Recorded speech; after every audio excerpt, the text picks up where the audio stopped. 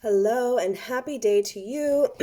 We are on our last chapter and overview to our book, How to Talk So Kids Will Listen and Listen So Kids Will Talk. This is our positive parenting book club that we are doing virtually. You can find it on YouTube, on the Facebook group.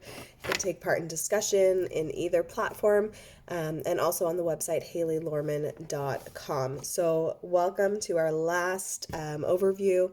Now, with this, there's a chapter 7 of Putting It All Together, which is a really short chapter. And then there's some letters from different parents who have taken the courses that the author had put on. And then there's also like a next generation section. And so today what I'm going to do is I'm just going to read one of the sections from the next generation. So essentially it's the daughter of the author writing the next generation portion of it, because this book was actually written back in the 80s. And so the daughter has since grown up and has had a child or children of her own, and has utilized a lot of the tools from how her mother raised her, right? So she had written the next generation portion of this, and so she goes over the different sessions. So the first one being acknowledging the feelings, and the next one being engaging cooperation, alternatives to punishment. So every single chapter that we had gone over, but in the next generation kind of way, right? In our generation. So this has some really great information into it. I definitely encourage you to read this section, but I'm just going to go over one that kind of really hit home for me, because punishment is a big one that we struggle with personally in our home. You know, how do we punish these children, and how can we start to, how can we really put them on a different direction and into a different path, and all that kind of thing. And so alternatives to punishment is a big one for us. So I wanted to read this to you because it really was kind of like, wow, that's super powerful. So here we go. We'll get started. As before, my name is Haley, and I am the lead to the group, The Overwhelmed Mom, where we talk about exploring positive parenting techniques and supporting just everyday mom stuff, everyday mom life, and all the things. So let's get going. So session 3, alternative to punishment in the next generation section of this book. This is a little newsletter clipping that she wanted to read to her class, just so we can understand that. You'll get the point and the gist of it after I read it, but I'll just start with it. So, a nightmare for real. Teen athlete's death actions and others shake entire region. A 17-year-old popular high school student athlete died Tuesday night. His devastated family by his side after being taken off life support 5 hours earlier. He had been in a coma at the Westchester Medical Center since hitting his head at an impromptu after-school beer party at a friend's home. The teens lied about where the party took place and cleaned up the evidence. Many of the witnesses gave conflicting stories. It is still not clear why they didn't call the police, or how long the teen lay bleeding before his friends finally drove him to the hospital. We pray that young persons, despite possible short-term consequences with their parents, will be more apt to dial 911 if one of them becomes injured or sick. Precious moments and precious lives may be at stake. Why would we be surprised that in a moment of crisis, our children's first thoughts turn to self-protection rather than how to fix the problem? We have trained them to expect that our response to their misdeeds is to punish them. An incident of much smaller import occurred to my son when he was in fifth grade English class. A girl seated near the teacher's desk put her foot up and accidentally knocked a snow globe to the floor, where it shattered. Everyone froze except Dan. He jumped up and began to pick up the broken glass. Of course, no good deed goes unpunished.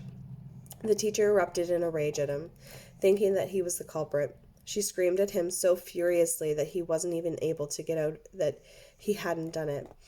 In the face of this onslaught, no one else confessed.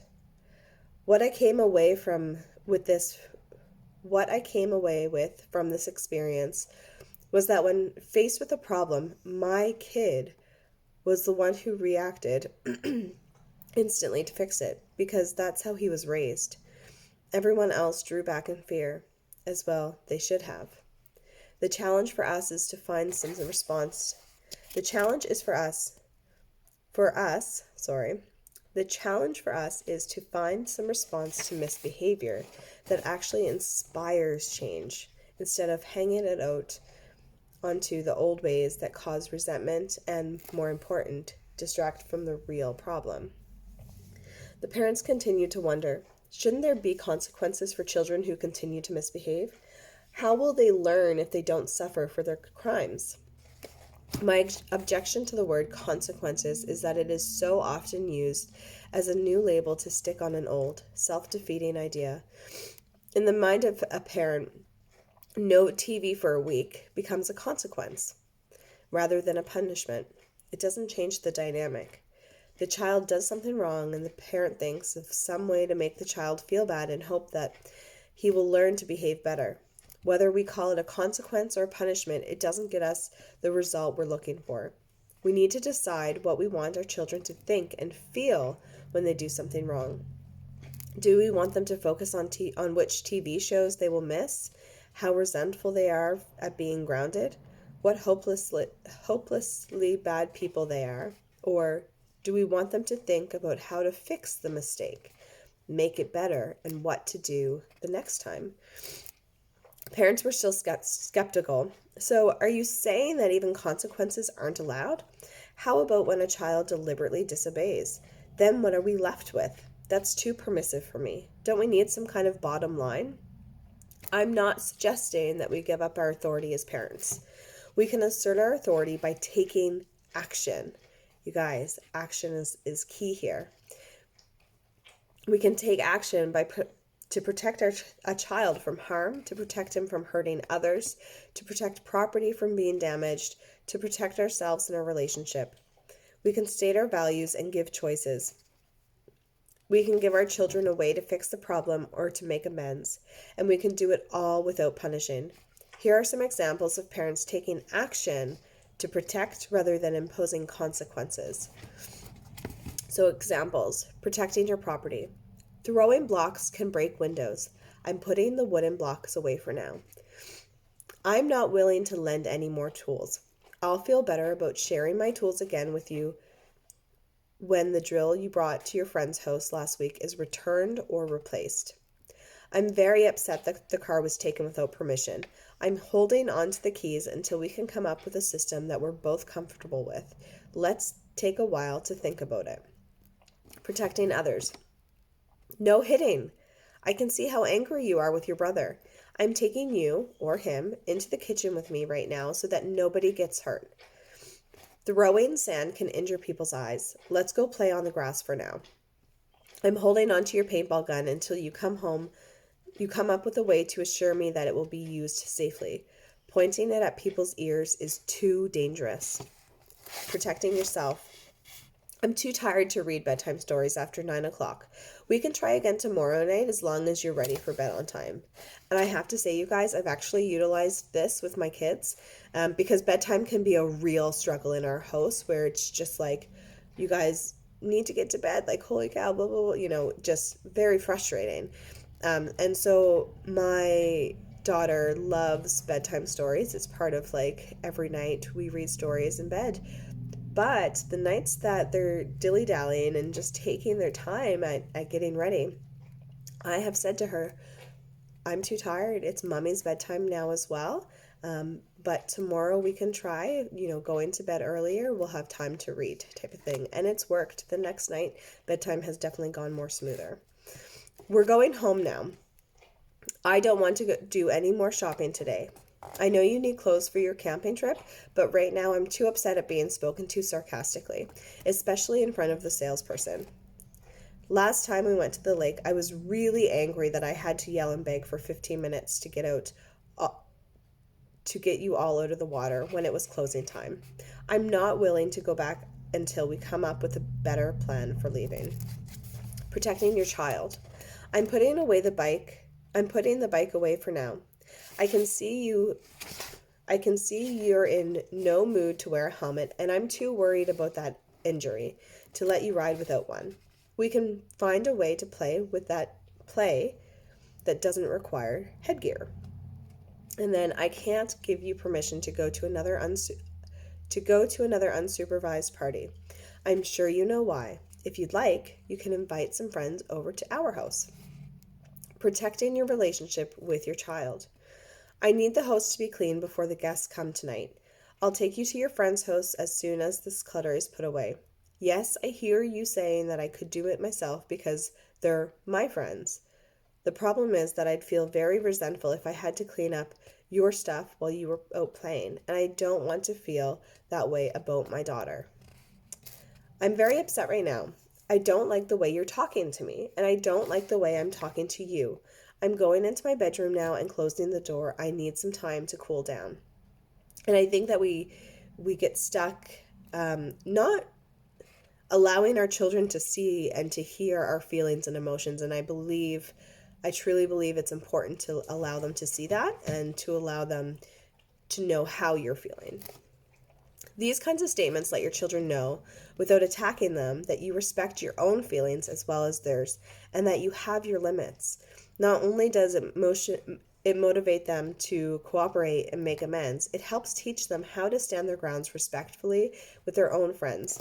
In most of our relationships, we don't have the power to punish people, but we often do have the power to protect ourselves and others.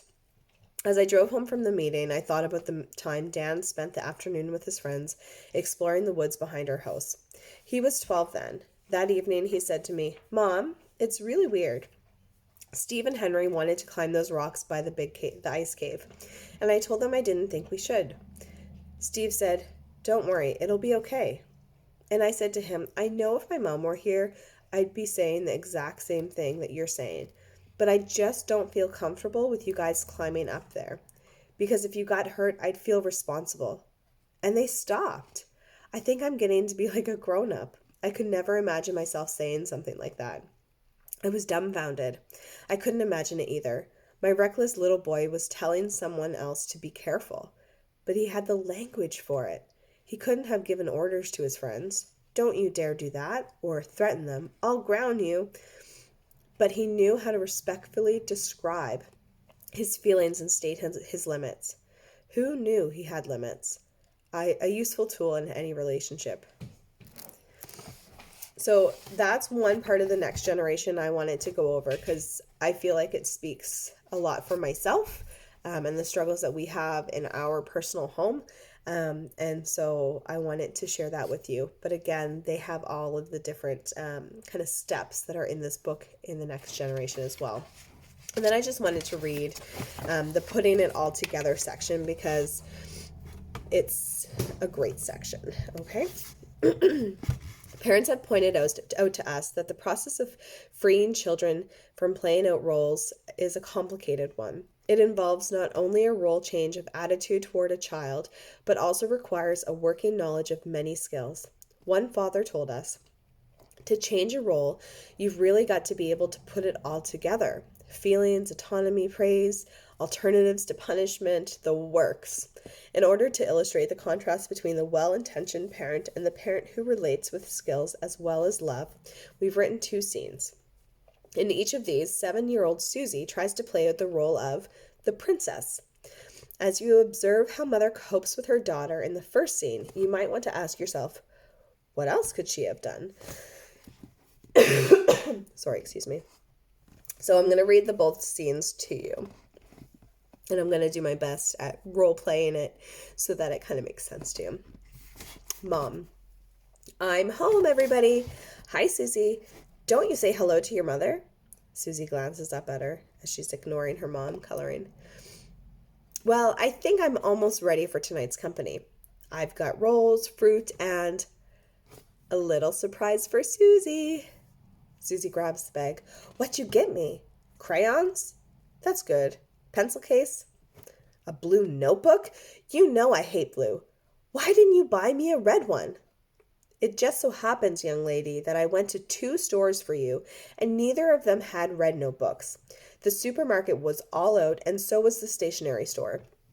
Why didn't you try the store near the bank? I didn't have time. Well, go back. I don't want the blue.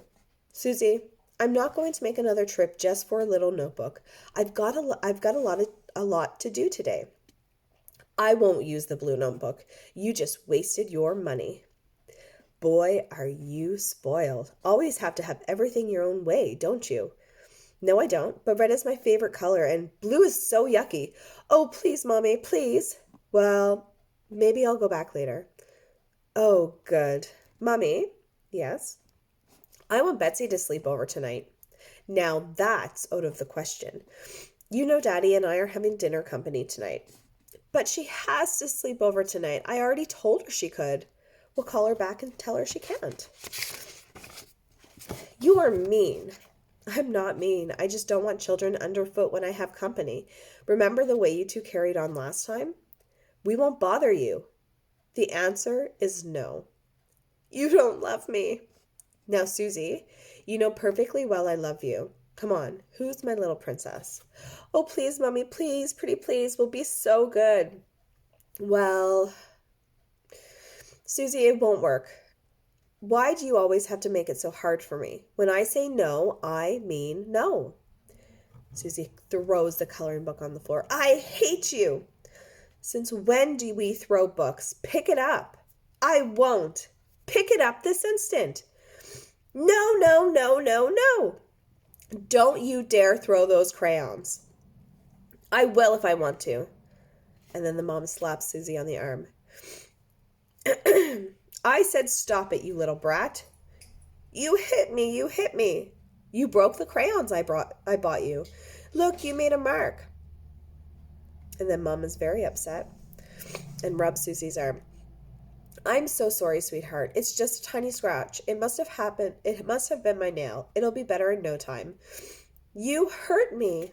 You know I didn't mean it. Mommy wouldn't hurt you for the world. You know what? Let's call up Betsy and tell her she can come tonight. Will that make you feel better? Yeah. As you can see, there are times when love and good intentions are simply not enough. When parents are on the firing line, they need skills too.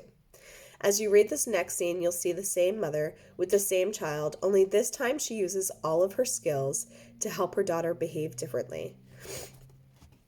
So part 2. I'm home, everybody. Hi, Susie. I see you're busy coloring. Yeah. There, I think I'm set for tonight's company. By the way, I picked up some school supplies for you while I was out. What'd you buy me? Crayons. That's good. Pencil case. A blue notebook. You know I hate blue. Why didn't you buy me a red one? Why didn't I? Because the store... Susie hesitates. Because the store didn't have a red one? You guessed it. Then you should have gone to another store. Susie, when I go out of my way to buy something special for my daughter, what I'd like to hear is, thanks, Mom. Thank you for the crayons. Thank you for the pencil case. Thank you for getting me a notebook, even if it isn't the color I like. Thank you, but I still think blue is yucky. No doubt about it. When it comes to color, you are a person of definite taste. Yeah, I'm making all the flowers red. Mom, can Betsy come over tonight? Daddy and I are having company tonight, but she's certainly welcome another night. Tomorrow, next Saturday. But she has to sleep over tonight. I already told her she could. As I see it, Susie, the choice is tomorrow night or next Saturday, whichever you prefer. Her lips quivering. You don't love me. Susie, now is not the time to talk about love. Now we're trying to decide the best night for your friend to visit. The best night is tonight. We want to find a time that meets your needs and my needs. I don't care about your needs. You're being mean to me. Hey, I don't like that. Books are not for throwing. Susie, when we feel strongly about something, tell me your feelings with words. Tell me, Mommy, I'm angry. I'm very upset. I was counting on Betsy's to sleep over tonight. Well, we were going to make chocolate chip cookies together and watch television. I see.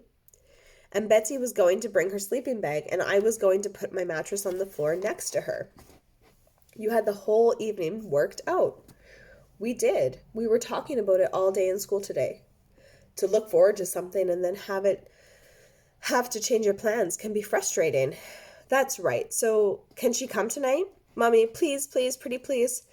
I wish tonight were good for me because you want it so much. It isn't. And then the mom stands up. Susie, I'm going into the kitchen now. But Mommy, and then the mom starts to walk away. And while I'm preparing dinner, I'll be knowing how very disappointed you are. But Mommy, calling out from the kitchen, as soon as you decide what other night you want Betsy to visit, please let me know. Susie then picks up the phone and calls her friend. Hello, Betsy. You can't come tonight. My parents are having some dumb company. You can come tomorrow or next Saturday. In this second dramatization, can't pronounce that word. Oh my goodness. Dramatization. Mother had the skills she needed to keep Susie from playing out the role of princess. Wouldn't it be wonderful if in real life we were able to always come up with the kind of responses that were helpful to our children and helpful to ourselves? But life isn't a neat little script that can be memorized and performed. The real life dramas that children engage us on an everyday don't give us time for rehearsal or careful thought.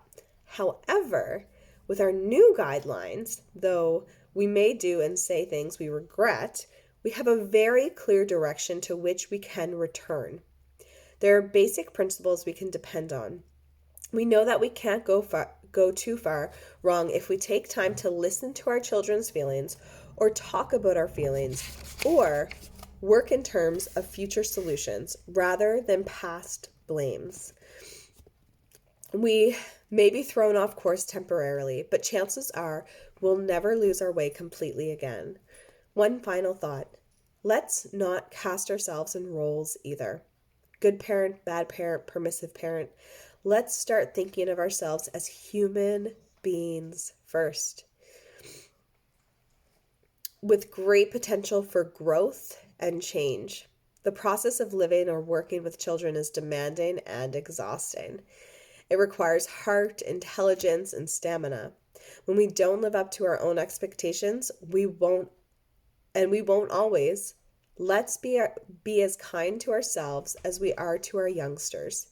If our children deserve 1,000 chances and then one more, let's give ourselves 1,000 chances and then 2 more. So just by reading this book, you've asked a great deal of yourself. There have been new principles to absorb, new skills to put into practice, new patterns to learn, and old patterns to unlearn, with so much to sort out and make your own. It's sometimes hard not to lose sight of the larger picture. So once again, for the last time, let's take a look at what this method of communication is all about. We want to find a way to live with one another so that we can feel good about ourselves and help the people we love feel good about themselves. We want to find a way to live without blame and criminalization. We want to find a way to be more sensitive to one another's feelings. We want to find a way to express our irritation or anger without doing damage. That's a big one for me. Expressing our irritation and anger without doing damage. Because when I think back with my own personal childhood, the yelling, right? What help is it going to be to yell at your child and think that they're just going to stop the tantrum that they're having or the emotion that they're experiencing, right? So we want to find a way to express our irritation without doing that damage. And I'm so for cutting ties with that generational trauma, you guys. That's big on me. We want to find a way to be respectful of our children's needs and to be just as respectful of our own needs.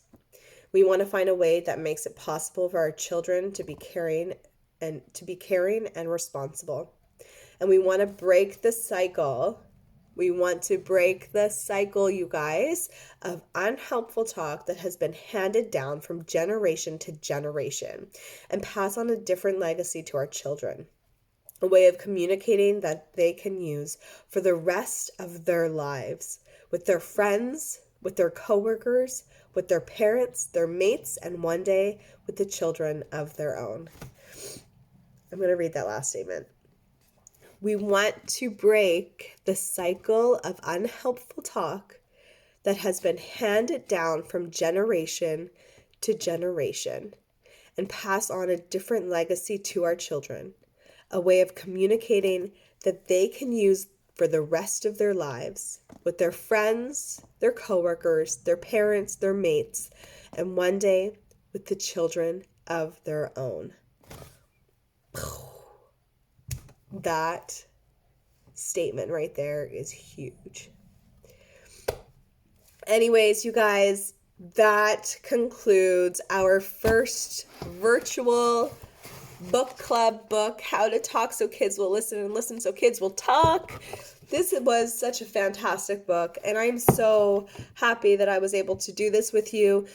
Stay tuned for our next book that we'll be reviewing and going over. Again, it will just be like this, chapter by chapter. Every Thursday is when I will be going on and doing this. You can subscribe and like to my YouTube channel to get notifications when I post my book club review. You could head to the website, HaleyLorman.com, to get access into this group, or you can head over to the Facebook group, the Overwhelmed Moms Facebook group, where you can have access as well to all the things that I share in there. That's like my little home on the web where I have a lot more going on than I do in my YouTube space. Anyways, so you guys, thank you so much for taking part of this. If you have questions, if you have anything, any stories you want to share throughout, please feel free to add it in the comments. Feel free to share, post in the Facebook group. I would so appreciate you guys for just being here. I appreciate you for being here and taking part in this. This was fantastic. And it also helps myself be accountable for actually picking up the book every single week, reading it, doing the exercises. I was able to be accountable because of this a lovely virtual book club. So thank you guys again, and I hope you have the best day. See you.